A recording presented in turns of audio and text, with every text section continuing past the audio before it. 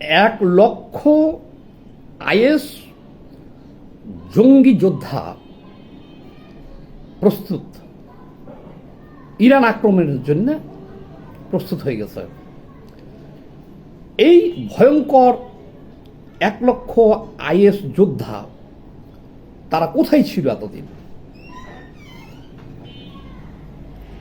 এই নিউজটা বিবিসি প্রচার করেছে এবং আন্তর্জাতিক সব মিডিয়া প্রচার করেছে। এটা মন গড়া কোনো তথ্য না, আমি আপনাদেরকে দিচ্ছি, ভিডিওটা দেখাচ্ছি আপনাদের। মধ্যপ্রাচ্যে ইরাক, সিরিয়ার বিশাল একটা অঞ্চল নিয়ে যে ইসলামিক স্টেট গঠন করেছিল মধ্যপ্রাচ্যে, তাদেরকে বলা হয় আইএস জঙ্গি।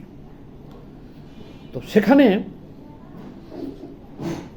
তারা ঘোষণাও দিয়ে ফেলেছিল তাদের আইএস রাষ্ট্র, জঙ্গি রাষ্ট্রে একটা। কিন্তু ওনারা ওখানে ওই জঙ্গি রাষ্ট্রে ওনারা টিকতে পারে নাই। কেন টিকতে পারে নাই? ওইদিকে ইরাক, এদিকে ইরান, এদিকে হলো রাশিয়া, সবচেয়ে বড় হলো তুরস্ক, এদের সমর্থন পায় নাই।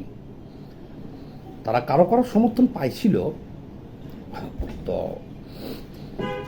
কিন্তু শেষ পর্যন্ত তাদের লক্ষ লক্ষ যোদ্ধা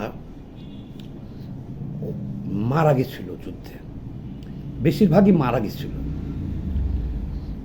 1,00,000 মতো আইএস যোদ্ধা বন্দি আছে।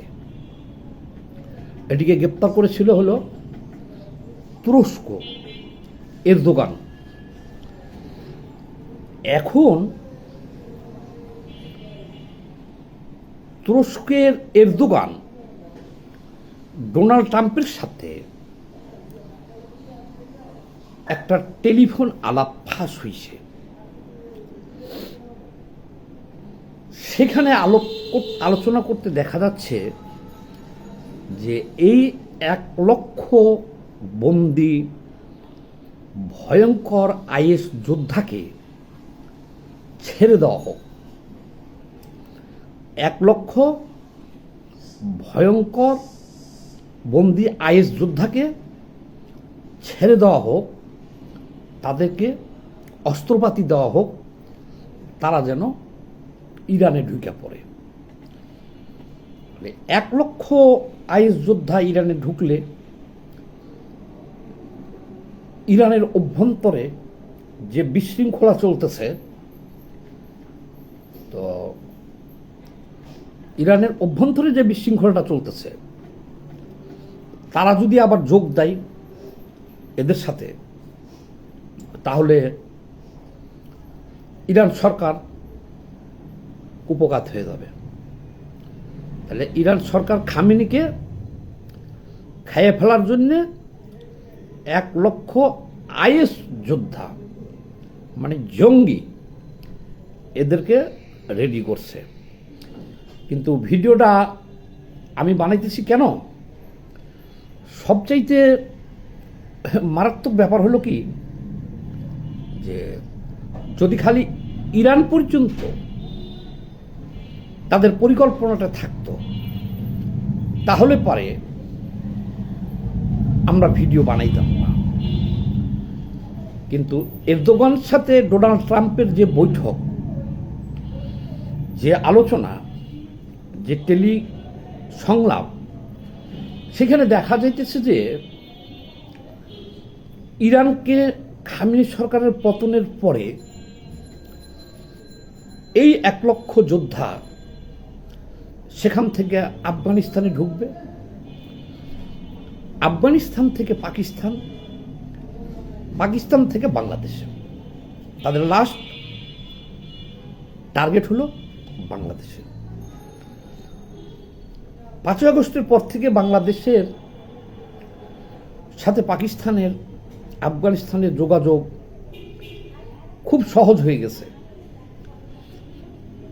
পাকিস্তানের আফগানিস্তানের যোগাযোগ 5ই আগস্টের পরে খুবই সহজ হয়ে গেছে। তাবলিগের নামে পাকিস্তান থেকে অনেক অনেক জঙ্গি এখন বাংলাদেশে অনায়াসেই আসতেছে যাইতেছে। আবার আফগানের শীর্ষ পর্যায়ের যারা সরকারে আছে তাদেরকেও দেখা যায় এদেশে তারা আসতেছে। কিন্তু দেখেন, পৃথিবীর যে কোনো দেশের সরকারের উচ্চপদস্থ মন্ত্রী লেভেলের কেউ আসলে সরকারের সাথে যোগাযোগ করতেছে, তারা প্রোটোকল পাচ্ছে, সরকারের নলেজে থাকছে, তাদেরকে নিরাপত্তা দেওয়া হচ্ছে। এটা নিয়ম। বাংলাদেশের কোনো মন্ত্রী পর্যায়ের লোক যে দেশে যাচ্ছে সেই সরকার তাদেরকে নিরাপত্তা দেয়, প্রোটোকল দেয়, থাকার জায়গা দেয়, সবই দেয়। তদ্রূপ বাংলাদেশে পৃথিবীর যে দেশ থেকে আসুক, যারা আসে, মন্ত্রী লেভেলের লোক যারা আসে, তাদেরকে সরকারের নলেজে থাকে, সরকার প্রোটোকল দেয়, নিরাপত্তাটা যা বিধান আছে সবই দেয়। কিন্তু আমরা লক্ষ্য করলাম পাকিস্তানের একেবারে মন্ত্রী লেভেলের বেশ কয়েকবার, এখনো বাংলাদেশে একজন আসতেছে, কিন্তু সরকারের এটা নলেজে নাই।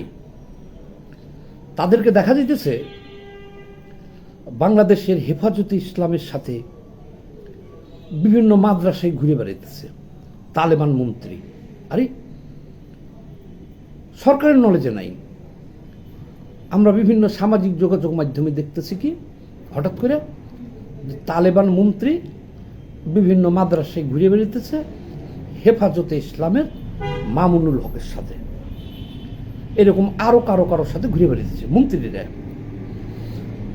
এখনো অবস্থান করতেছে বাংলাদেশে হেফাজতে ইসলামের সাথে, দেখলাম মন্ত্রী লেভেলের।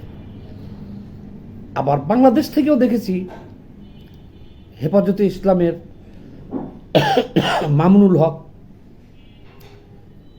আফগানিস্তান যে মন্ত্রীদের সাথে ঘুরে বেড়াইতেছে। শুধু মামুনুল হক একলা না, টিম ওয়াইজ আসতেছে। সেই হিসেবে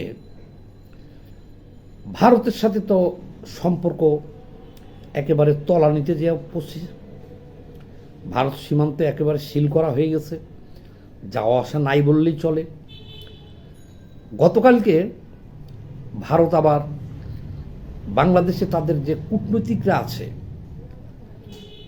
হাইকমিশনার, দূতাবাসে যারা আছে, এদের সকলের পরিবারের সদস্যদের ভারতে চলে যাওয়ার জন্য নির্দেশ দিয়েছে। পরিবারের সকল সদস্যদেরকে না ভারত চলে যেতে বলছে। অর্থাৎ ভারতের সাথে এখন বাংলাদেশের সম্পর্ক একেবারে তলানি পর্যায়ে পৌঁছে গেছে। কিন্তু পাকিস্তান আফগানিস্তানের সাথে এখন জানেন যে পাকিস্তান যাইতে এখন ভিসা লাগে না, আপনি ভিসা পাসপোর্ট ছাড়াই যাইতে পারতেছেন, আসতে পারতেছেন। তো সেই বদলেতে এখন আফগানিস্তান থেকে পাকিস্তান থেকে অনেক জঙ্গি এবং জঙ্গি নেতারা কিছুদিন আগে দেখলাম লস্করি তৈবার নেতা বাংলাদেশে ঘুরে বেড়াতেছে, বক্তব্য রাখতেছে। এর সুফল আমরা অলরেডি পাওয়া শুরু করছি। কেরানীগঞ্জে দেখেছেন মাদ্রাসায় ভয়াবহ বোমা বিস্ফোরণ হয়েছে। এই অল্প কিছুদিন আগেই তালেবানরা সেই মাদ্রাসা পরিদর্শন করে গেল, এখানে ভয়াবহ বিস্ফোরণ ঘটছে। তো আমি আবার ভুলে যাবো, আমি একটু দেখাইনি, আমি ওই ভিডিওটা আপনাদের একটু দেখাইনি। ও যেটা হলো এই দেখেন,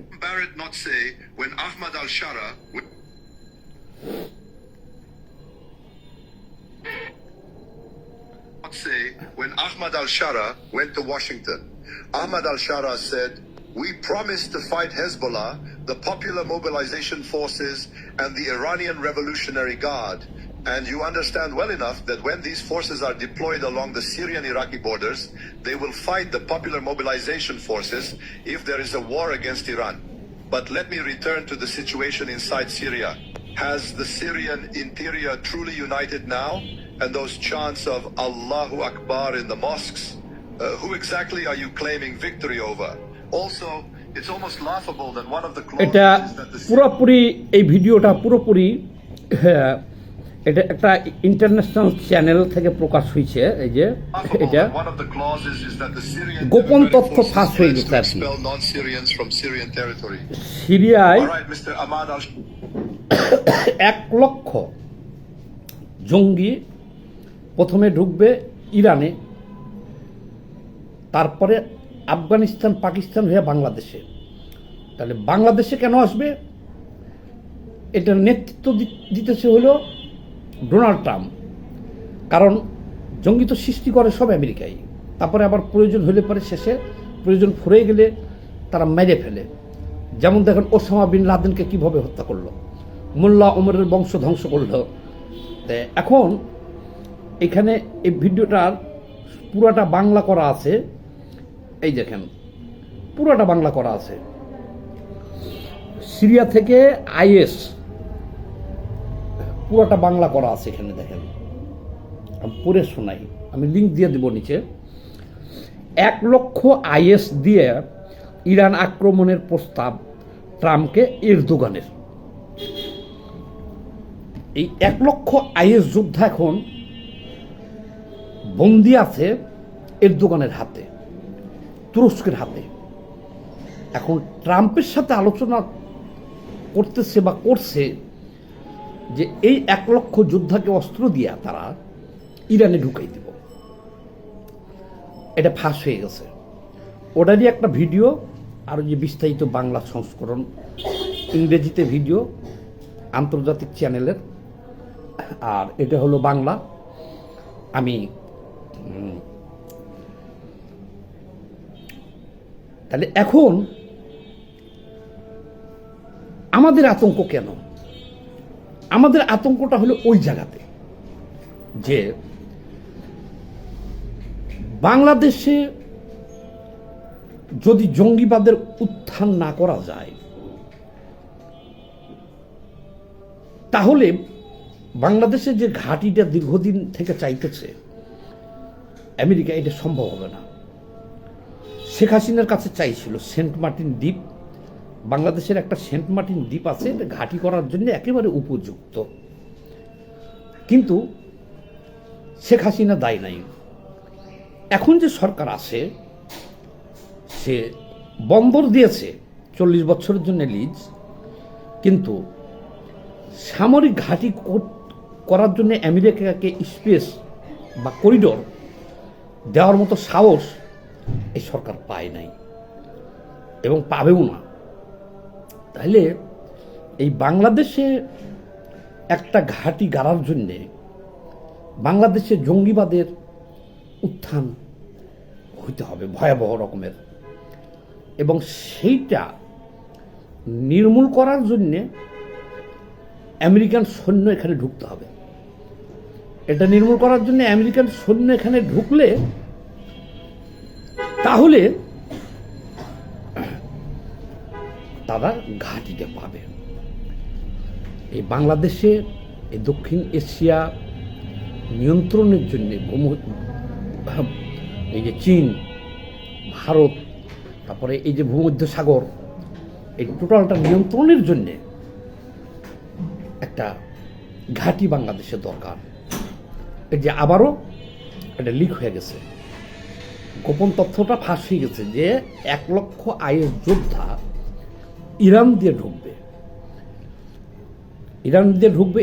ইরান সরকারের বিরুদ্ধে তারা লড়াই করবে, আর এখান দিয়ে কিছু যোদ্ধা আফগানিস্তান পাকিস্তান হয়ে বাংলাদেশ পর্যন্ত তারা চলে আসবে। এটা অলরেডি ফাঁস হয়ে গেছে। তো যাই হোক, সবাই সতর্ক থাকতে হবে। জঙ্গিবাদ নিপাত যাক। সবাই ভিডিওটা একটু বেশি বেশি করে শেয়ার দিয়ে দিন।